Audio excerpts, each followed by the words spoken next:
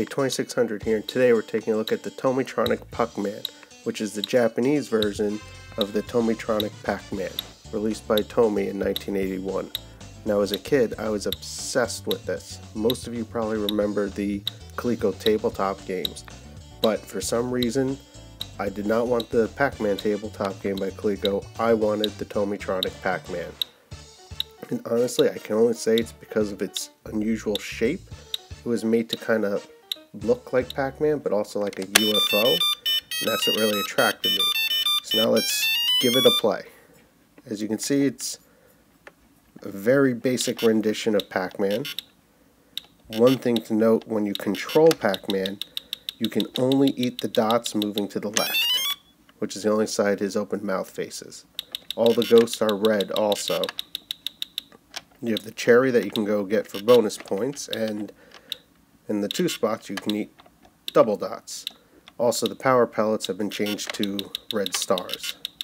It's not exactly a faithful rendition of Pac-Man, but it's fun for a little bit.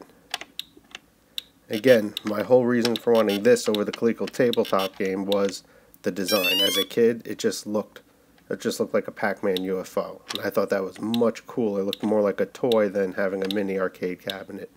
The uniqueness is why I always wanted this.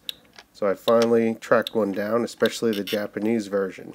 And the reason for that is the one released in America, it says Pac-Man, but doesn't have a cartoon figure of Pac-Man. I love the Japanese rendition of Pac-Man with the long nose.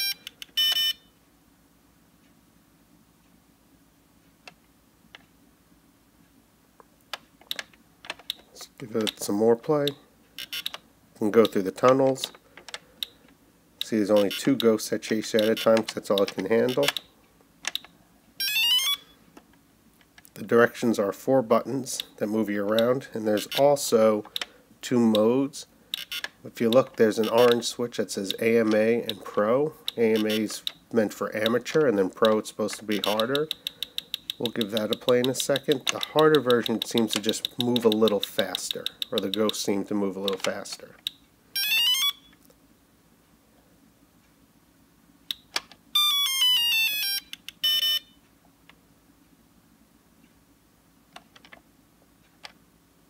And one thing I do enjoy a lot about playing this is the sounds.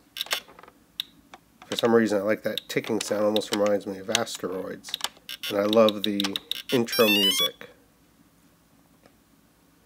which we're going to switch it up and try the Pro mode in a minute. We've been playing the amateur mode.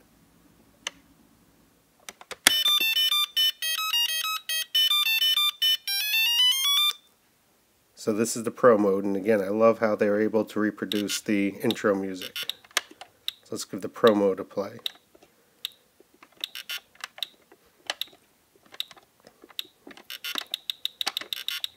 Oh,